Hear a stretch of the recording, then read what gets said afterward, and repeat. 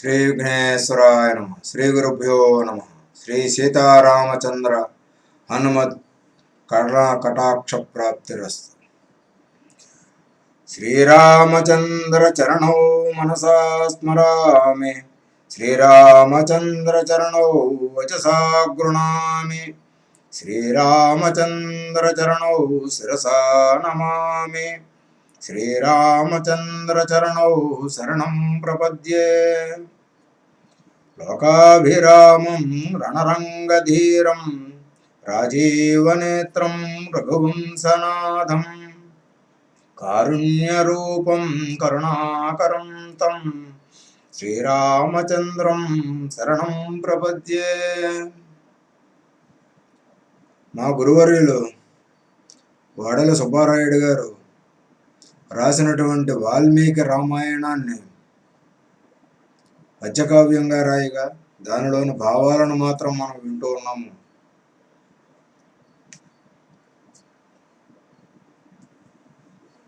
నిన్నటితో ముందు భాగంతో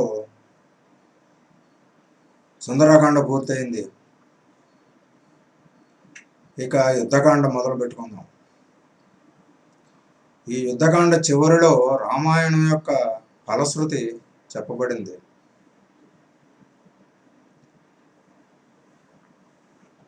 ఇక ప్రారంభించుకుందాం.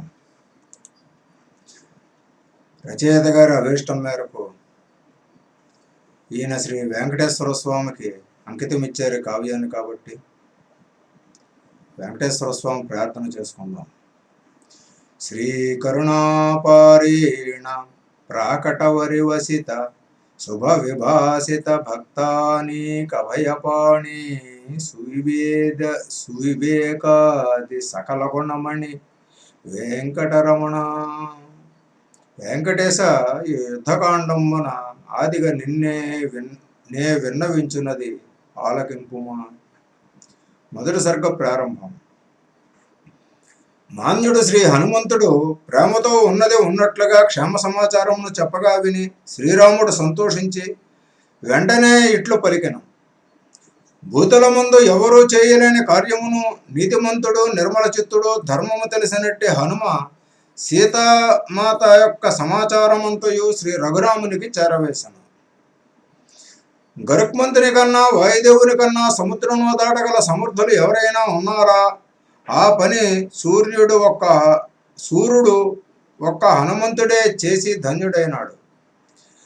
దేవదానవ యక్షగణములలో కానీ దైత్యులలో కానీ గంధర్వులలో కానీ ఎవరైనా రావణ పాలిత లంకాపట్టణము ధైర్యముగా ప్రవేశించి ప్రాణములతో బయటపడగలుగుతురా? ఎదిరింప శక్యము గాని ఆ రావణ రాక్షస పాలిత లంకలో ధైర్యముగా ప్రవేశించి జానకిని దర్శించి వచ్చట ఆ వాయుకుమారుడు హనుమకే చెల్లినది, ఇతరులకు సాధ్యమా? విక్రమోపేతుడు శక్తిమంతుడు బుద్ధిమంతుడు అయిన హనుమ తన స్వామి సుగ్రీవ ప్రభువు చెప్పిన కార్యము తన శక్తి చూపించి అవలీలగా చేసివేశాను. చేయుటకు కష్టసాధ్యమైన కార్యమును ప్రభువు చేయమని ఆజ్ఞాపించగా స్వీకరించి ఆ కార్యమును జయప్రదముగా పూర్తి చేసి రాజు మన్నలను పొందు సేవకుడే పురుషశ్రేష్ఠుడు.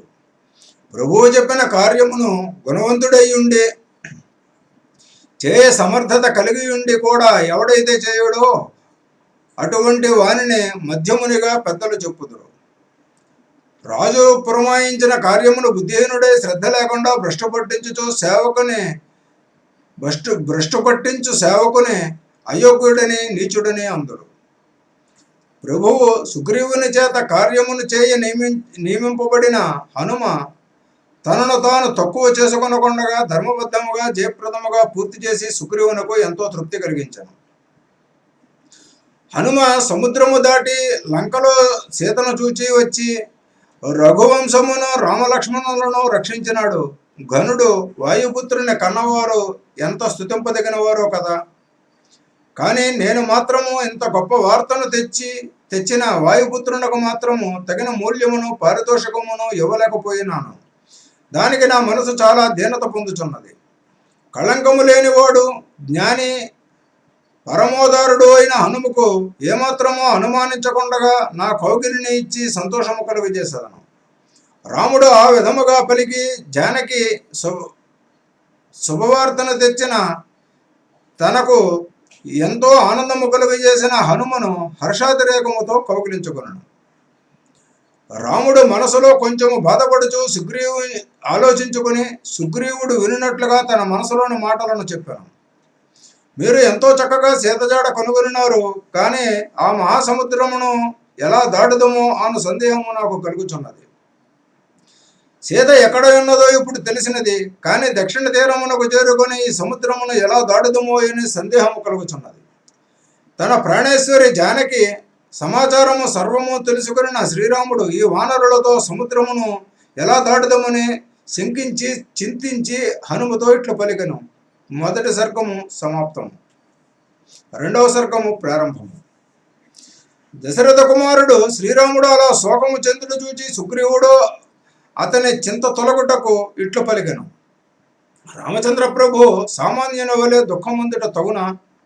నీవు మహావీరుడవు, ధర్మాత్ముడవు, కృతజ్ఞుడు, స్నేహమును విడిచినట్లు శోకమును విడువమునయ్యా. మిత్రమా రామచంద్ర, సీతను కనుగొన్నాము, శత్రువు జాడ తెలుసుకున్నాము. నీవు ఇంకా మనస్సులో విచారించుటకు కారణము కొంచెము కూడా కనపడటలేదు. రామ, నీవు బుద్ధిమంతుడవు, శాస్త్ర జ్ఞాన సంపన్నుడవు, విద్యానిధివి. శీఘ్రము శోకమును వదులుము. ధైర్యవంతుడు కార్యసాధనలో ఆటంకపు ఆలోచనలను ఎంత మాత్రము తలపడు. రామా, నీకు భయం ఎందుకు? ఇక లెమ్ము. పెద్ద పెద్ద మొసళ్ళు గల భయంకర సముద్రమును సులువుగా దాటి లంకలో ప్రవేశించి రావణ శత్రువును చంపుడు నిశ్చయము. రామచంద్ర ప్రభు, ఉత్సాహము లేనివాడు దైన్యముగా నున్నవాడు, శోకముతోనున్నవాడు ప్రారంభించిన కార్యములన్నీ చెడిపోయి కష్టముల పాలై దుఃఖించును కదా. చుట్టూనున్న వానరులు అందరూ బహుదారిఢ్యవంతులు, ఎంతో శక్తివంతులు. రాముని కొరకు అగ్నిలోనైనా దుమ్ముటకు సిద్ధమని వారిని సంతోషమును బట్టి తెలియచున్నది. ఇది నా విశ్వాసము.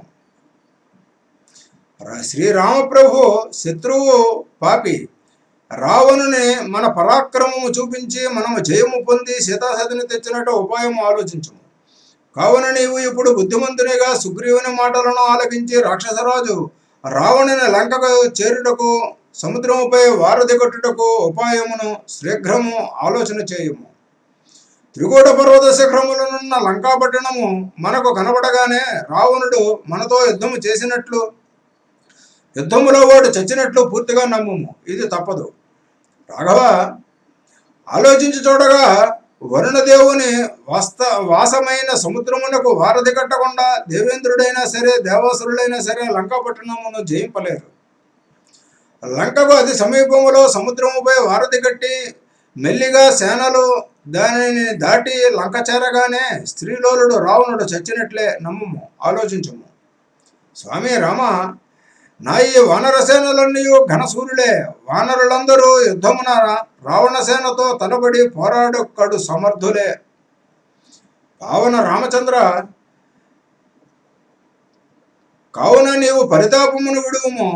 మానస వికారములు అన్ని కార్యములను పాడు చేయము.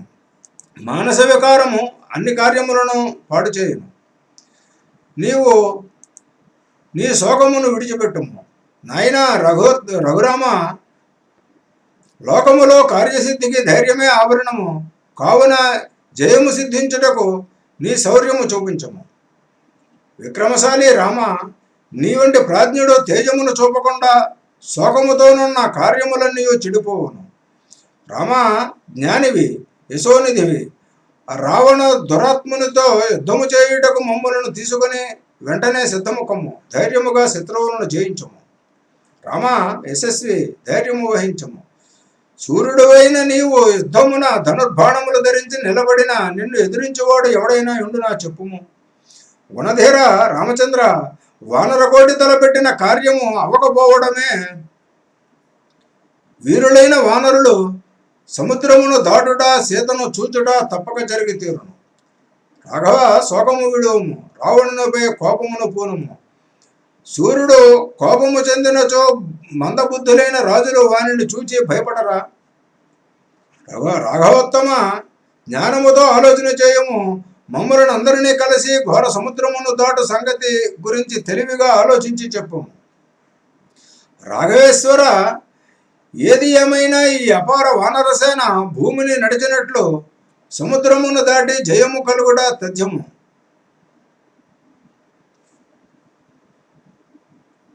రావణ నాశనము నిజముగును నమ్ముము.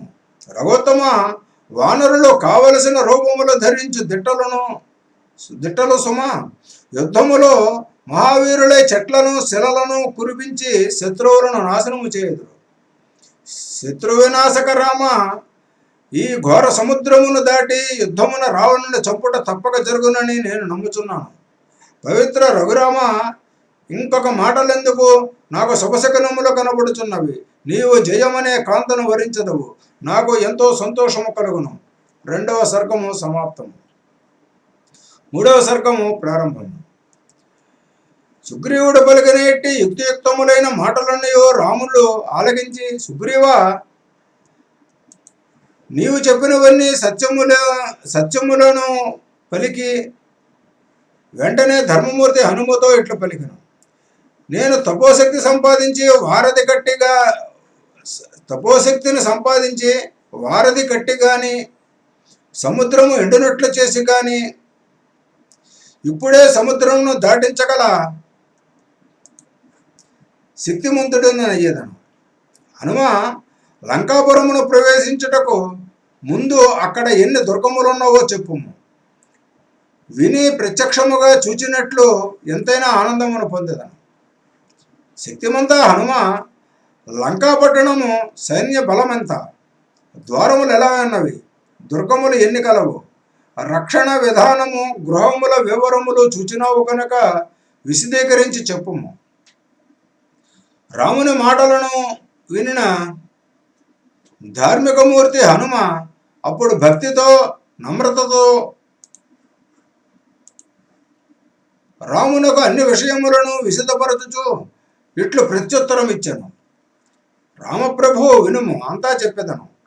లంకాపురము దుర్గములు, రక్షణ విధులు, రహస్యములు, సైన్యముల సంఖ్య, ఎప్పుడు ఎలా రక్షణగా నుందురో రావణుని విద్యాపారీణత వివరించదను. రాక్షసుల ప్రభుభక్తి, రావణుని తేజస్సు, ప్రతిభా సంపత్తులు, భీకర సముద్రము, సైన్య సంపద, వాహనముల వివరములు అన్నీ హనుమ వివరించి చెప్పాను. శ్రీరామప్రభు, రావణుని లంకాపురము శ్రేష్టమైనది. మద గజములతో రథములతో ధీరులతో నిండి ఉండి సంతోషాతిరేకములతో ఈ భూలోకమున విరాజిల్లుచున్నది. విశాలమైన పెద్దవైన 4 ద్వారములతో, దృఢమైన తలుపులతో, బలమైన గడియలతో బంధింపబడి లంకాపట్టణము చూడముచ్చటగా నుండును. అక్కడ పెద్ద పెద్ద యంత్రములు అమర్చబడి ఉన్నవి. అవి బాణములను శిలలను వర్షించును.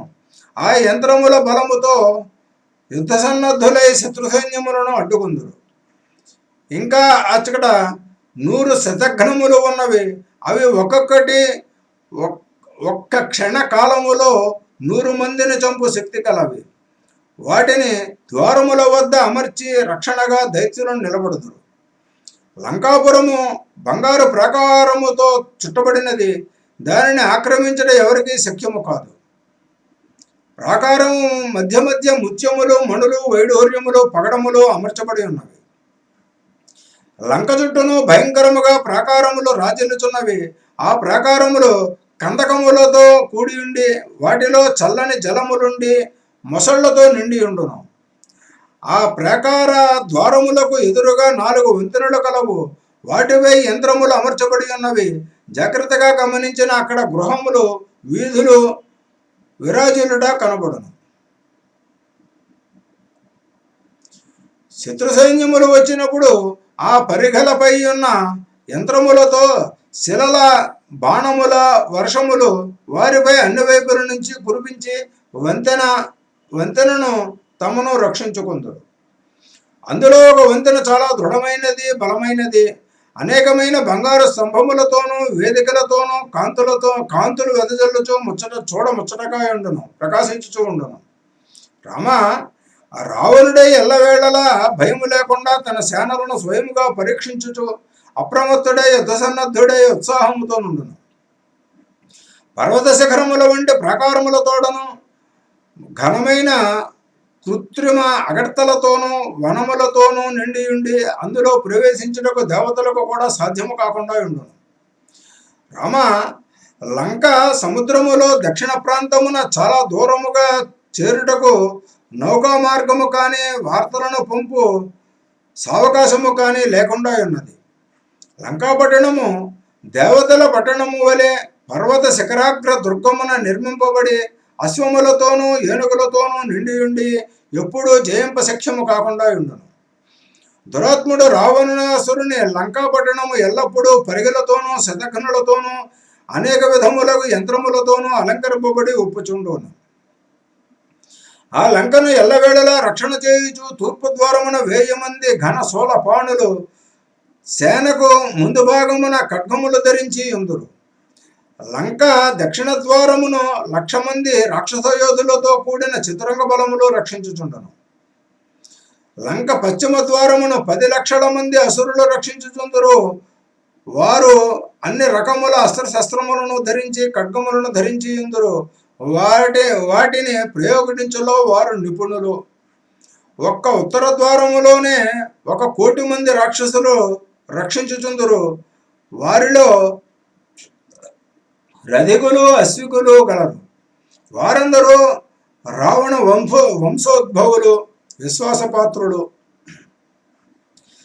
ఇక మధ్యనున్న సేనలుండు ప్రదేశమున వేలకొలది ఎదిరింపశక్యము కాని వీరులు 1,00,000కి మించి దితిజులు ఉండిరి. వంతెనలను ప్రాకారములను కూల్చివేసినాను, పరిఘలను పూడ్చివేసినాను, లంకాపట్టణమును కాల్చివేసినాను. ధీరులు సూర్యులైన సైన్యములో ఒక భాగమును ధ్వంసము చేసినాను. రామ, నీకు అనుమానము ఎందుకు? అలాగూ పట్టుబట్టి వానరులతో సముద్రమును దాటి ఇంకా లంకను నాశనము చేసినట్లే తలచుము. పావన రామ, నీకు భయం ఎందుకు? మిగిలియున్న సైన్యము మాట ఎందుకు? ఒక ప్రక్క ద్వివిధుడు, అంగదుడు, జాంబవంతుడు, మైందుడు ఉన్నారు. మరొక ప్రక్క మహిమాన్వితుడు, హనుమ, అనలుడు మొదలైన వానర గనులున్నారు. సేనాధిపతి నీలుడున్నాడు, ప్లవగుడున్నాడు. వీరే చాలును. వీరంతా రావణపురము లంకలోని పర్వతములను, వనములను, ప్రాకారములను, పరిగెలను, ముఖద్వారములను, భవనములను సర్వనాశనము చేసి జానకిని తెత్తురు. ఇది సత్యం. రామచంద్ర, నీవు జ్ఞానివి. సుగ్రీవునితో ఆలోచన చేసి వానరులందరితో కలిసి దిగ్విజయముగా ప్రయాణించుటకు మంచి ముహూర్తమును నిశ్చయము చేయము. 3వ సర్గము సమాప్తము. 4వ సర్గము ప్రారంభము. గొప్ప తేజోవంతుడు పావన హనుమ పలికిన మాటలన్నీ ఆలకించి అందరి విశేషమును గ్రహించి శ్రీరామచంద్రుడు తన మనసులోని మాటలను ఇట్లు పలికెను. మహిమాన్విత గుణశేఖర హనుమంత, నీవు చెప్పిన భీకర లంకను నేను మధించి సర్వనాశనము చేయుదును. ఈ సత్యమును నీకు చెప్పుచున్నాను. సుగ్రీవ, ముహూర్తము నిర్ణయము చేయుటకు ఇది మంచి సమయము. సూర్యుడు ప్రకాశించుచో ఆకాశ మధ్యభాగమున నడినెత్తునే ఉన్నాడు. ఇది శుభసూచకమైన దివ్యమైన సమయము. నా సీతను దొంగిలించి ఆ రావణుడు ప్రాణములతో ఎక్కడికి పోగలడు?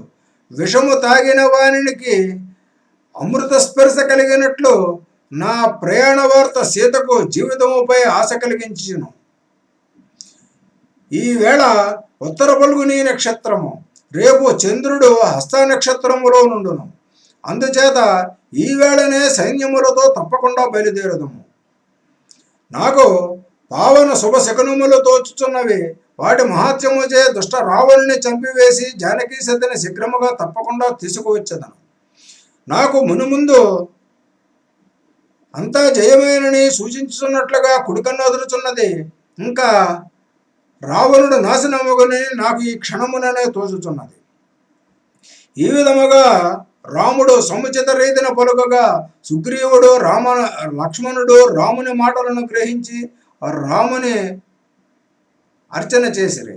అంతట ధర్మమూర్తి రాముడు మరల యుక్తియుక్తముగా ఇట్లనెను: నీలుడు బలవంతుడైన వానర సేనలతో కలిసి మార్గమును చూపించుచు కార్యసిద్ధి కొరకు ముందుగా వెళ్ళవలయను. సేనాపతి, నీల సైన్యమును తెలివిగా నడిపించుము. మంచి తేనెలు, మధురమైన ఫలములు, మూలములు, జలములు లభించు చల్లని మార్గముల గుండా ఇంకా ప్రయాణము చేయించుము. నీల, మనము ప్రయాణించు మార్గమున ఫలములను కందమూలములను నాశనము చేయుటకు రాక్షసులు వచ్చేదరు. కావున రాక్షసుల దుర్మార్గము నుండి జాగ్రత్తగా కాపాడవలయను. కావున వానరులు తెలివిగా ముందుగా ప్రదేశములలో, దుర్గములలో, వనములలో ప్రవేశించి అతని రాక్షసత్రువులు ఉన్నారేమో శ్రద్ధగా పరిశీలించి చూడవలయను. బలహీనులైన సేనలు కిష్కింధలోనే ఉండిపోవలను. ఎందుకనగా మనము ప్రయాణము చేయు మార్గము చాలా ఘోరముగా నుండును. కార్యసాధన పరాక్రమముతోనే జరుగును. మహాబలవంతులు వందల వేల మంది గుంపులుగా ఏర్పడి భీకర సముద్రము వలెనున్న సేనలను ముందుండి జాగ్రత్తగా నడిపించెదరు. పర్వతము వలెనున్న గజుడు, మహాసూరుడు, గవయుడు, బలవంతుడు, గవాక్షుడు గోవుల మందకు ముందు వెళ్ళుచు వృషభ రాజము వలె సేనలకు ముందుండి ఉత్సాహముతో వెళ్ళవలెను. వానర నాయకుడైన కపీంద్రుడు, వృషభుడు సమస్త వానర సేనకు కుడి భాగమున ఉండి స్వేచ్ఛగా ప్రయాణించవచ్చును. బలశాలి వానర శ్రేష్ఠుడు ముఖ్యుడు అయిన గంధమాదనుడు మదగజము వలె సేనలకు ఎడమ భాగమున నుండి నడవవలెను. ఐరావతము ఎక్కి ఇంద్రుడు ఏ విధముగా హాయిగా ప్రయాణించునో అలా నేను హనుమపై కూర్చుండి సేనల మధ్యలో సేనకు ఉత్సాహము కలిగించుతూ ప్రయాణించదను. యక్షుల ప్రభువైన కుబేరుడు సార్వభౌమను మదగజమును ఎక్కి సంచరించినట్లు రాక్షసుల పాలిట కాల యముని వంటి సౌమిత్రి అంగదునిపై కూర్చుని ప్రయాణించును. మిక్కిలి బలశాలురు భల్లూకరాజు, జాంబవంతుడు, సుషేనుడు, వేగవంతుడు అను ముగ్గురు సేనల మధ్య నుండి రక్షణ భారము వహించదరు. మిక్కిలి బలశాలురు భల్లూకరాజు, జాంబవంతుడు, సుషేనుడు, వేగవంతుడు అను ముగ్గురు సేనల మధ్య నుండి రక్షణ భారము వహించదరు. రాముని వాక్యములను వినిన సర్వసేనాధిపతి పరాక్రమవంతుడు వానరేంద్రుడు అయిన సుగ్రీవుడు రాముడు చెప్పిన విధముగా శ్రీక్రము చేయుడని తన కపికోటికి ఆజ్ఞాపించాడు. అంతటా గొప్ప తేజముతో విలసిల్లు వానరులందరూ ఒక్క మాటగా వారి వారి ప్రాంతముల నుండి గుహల నుండి ఉత్సాహముతో గెంతుచూ పైకి వచ్చిరి. వానరేంద్రుడు, సుగ్రీవుడు, పావన లక్ష్మణుడు రామచంద్రుని భక్తితో పూజింపగా పిదప తృప్తిగా పరాక్రమవంతుడు రఘురాముడు ఆనందముతో దక్షిణ దిక్కుగా ప్రయాణం సాగించాడు. అంతటా రాముడు 100,000కు మించిన సైన్య బలమును వానర వీరులను తీసుకుని శత్రువులను కూలదోయుటకు గాను బయలుదేరి వెళ్ళెను. దివ్య రాముడు చెప్పిన ప్రకారము వానర వీరులు సుగ్రీవుడు కుటిలుడైన రావణుని గెలుచుటకు ఎందు సంకోచము లేకుండా ఉత్సాహముతో పయనమయ్యారు. వానర వీరులు గుండ్రముగా ఏర్పడుచు సంతోషముతో ఎగురుచు సింహ గర్జనలు చేయుచు దక్షిణ దిశకు ప్రయాణము సాగించారు.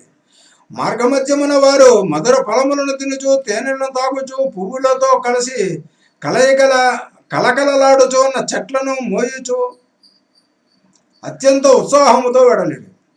మత్తెక్కిన వానరులు కొందరు ఒకరినొకరు కిందికి పడవేసుకొనుచు, కొందరు పైకి క్రిందికి దుముకుచు స్వేచ్ఛగా సంచరించుచూ సాగిరి.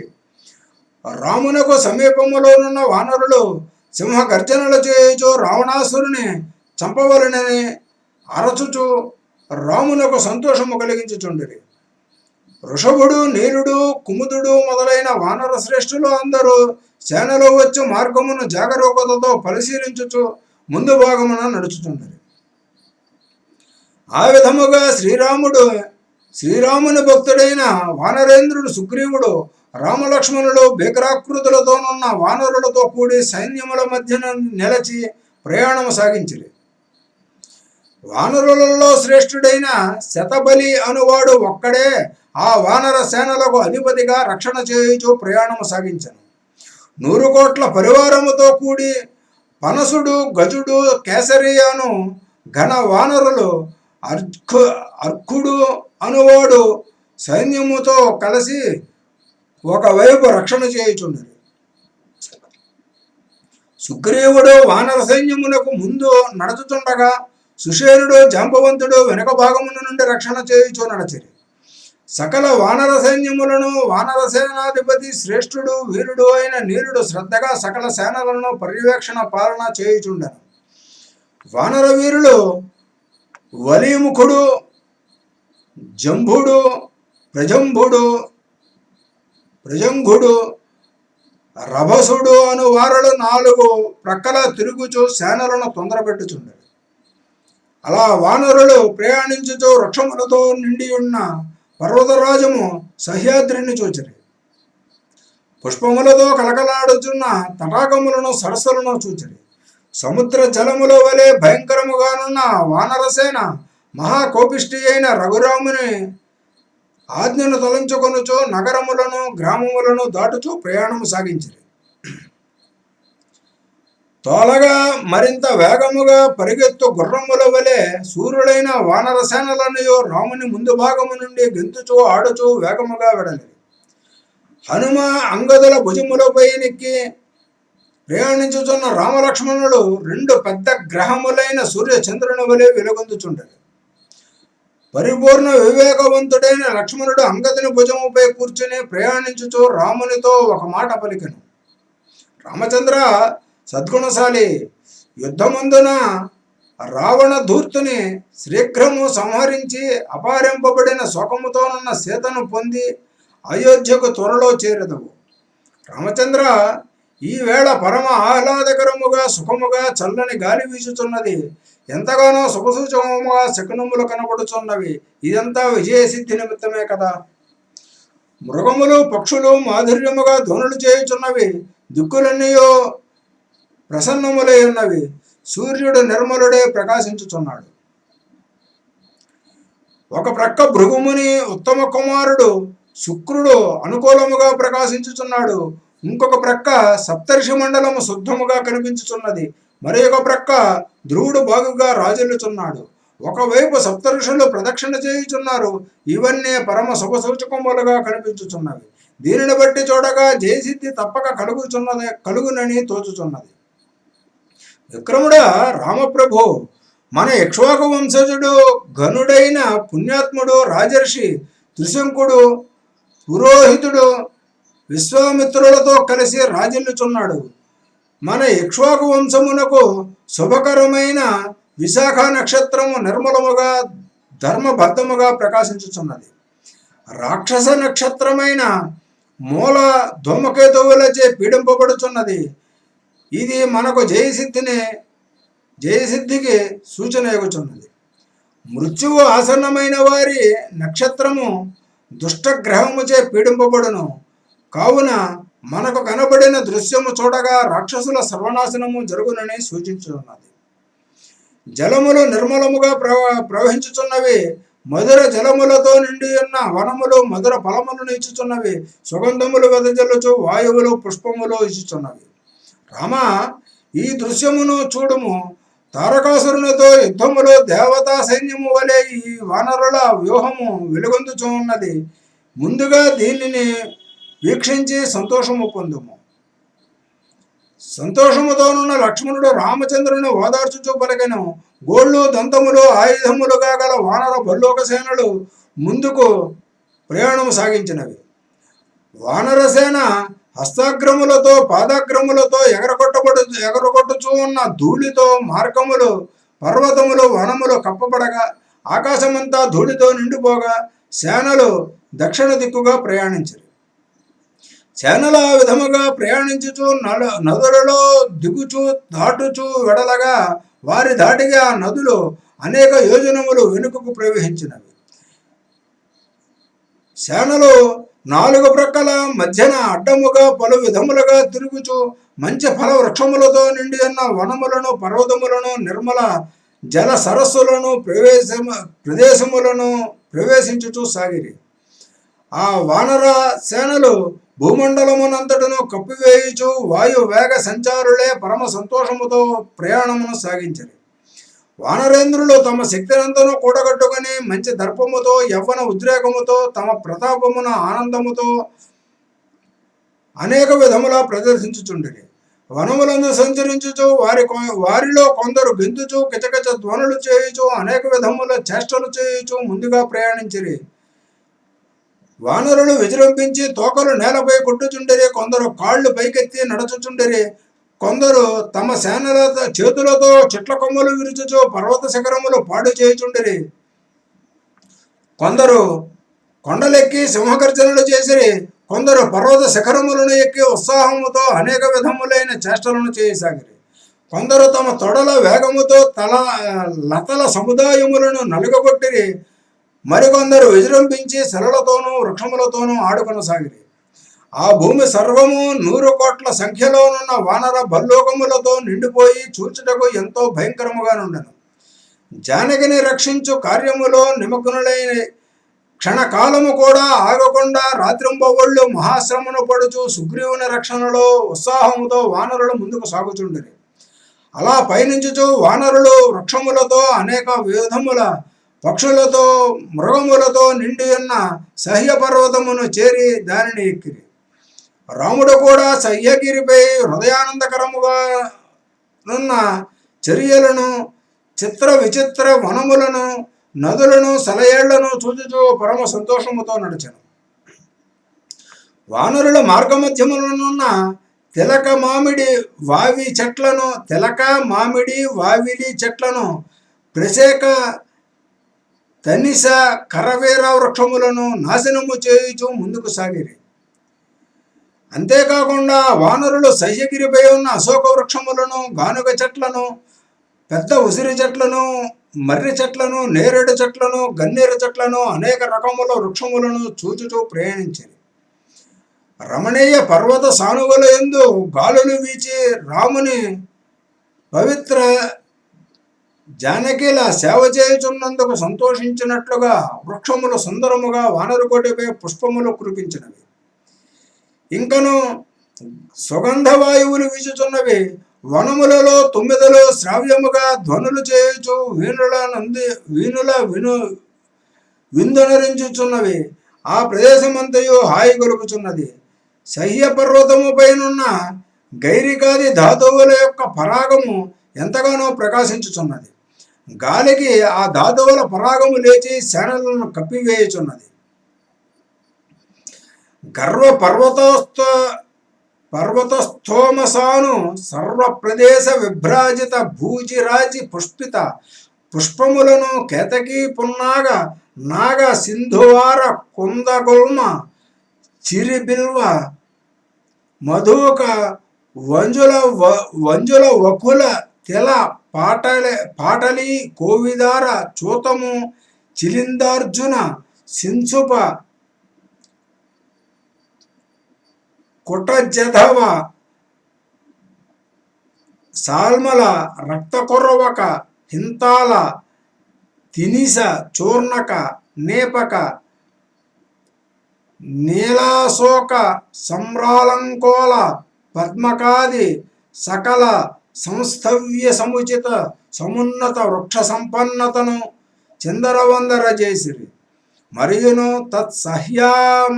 సహ్యామహాపర్వత భాసుర సుందరతర వాపీకోప పల్వముల నివసించు చక్రవాక కారండవ ప్లవ కౌంచాది జలపక్షులు అక్షీణమ్ముగా రాణించుచుండెను. సంకీర్ణ వరాహ మృగ వృక్షతరుక్ష సింహ సార్ధోల వ్యాలాది బహుభీకర జంతు సంతాన సంభాసితమునయ్యే. తదుపరి తత్సహ్యాద్రిని పుల్లపద్మకుముద నీలోత్పల వారిజాది సకల విధ సుకుమ సమంచిత ప్రముదిత వారిజా కరములను కూడా వ్యాకులము గావించిరి. శయ్య పర్వత శిఖరములను ఎక్కి పక్షుల గుంపులు మధురముగా కూయుచున్నవి. ఆ పర్వతమునున్న చల్లని నిర్మల జలములను త్రాగి తమ దేహములను తడుపుకొనిరి. అక్కడ ప్రవేశించి మురిసిపోయి శయ్య పర్వతముల శిఖరములపైనున్న వృక్ష సమూహములను లభించు మధుర ఫలములను సుగంధ పుష్పములను కోసుకొనిరి. ఫలములను ఎంతో మక్కువతో భుజించిరి. తేనె రంగులోనున్న ఆ కపీంద్రులు నిలువుగా వేలాడుతున్న తేనె తొట్టల నుండి తేనెదారులను తాగుచూ సంతోషముతో ముందుకు సాగుచుండిరి. వానర శ్రేష్ఠులు అచటనున్న వృక్షములను విరిచివేయుచు లతలను లాగివేసి పాడు చేయుచు పర్వత ప్రదేశములను పిండి చేయుచు వేగముగా ముందుకు సాగిరి. కొందరు వానరులు మురిసిపోవచ్చు కోరిక తీరినంతగా మకరందములను తాగుచూ మత్తెక్కి పెద్దగా ధ్వనులు చేయుచుందరి. కొందరు చెట్లనున్న తేనెలను త్రాగుచుండరి. పచ్చని దేహులకు వానరులతో నిండిపోయిన ఆ ప్రదేశమంతయు పంటకొచ్చిన పచ్చని వరి పైరుతో సస్యశ్యామలముగా పొలము వలెనున్నది. రాజీవనేత్రుడు మహాబాహుడు శ్రీ రామచంద్రుడు సంతోషముతో మహేంద్ర పర్వతము శిఖరమును ఎక్కి కనువిందు చేయుచున్న ప్రకృతి శోభను తిలకించెను.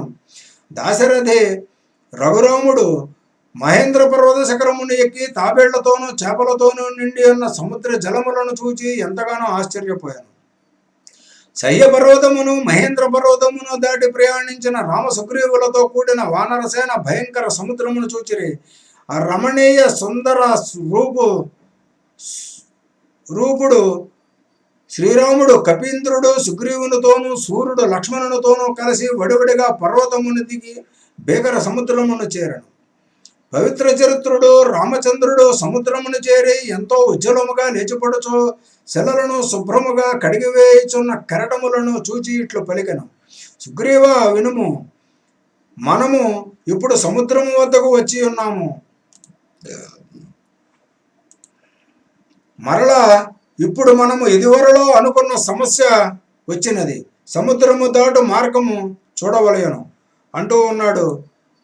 తరువాయి వచ్చే భాగంలో విందాము. స్వస్తి. శ్రీరామార్పణమస్తు.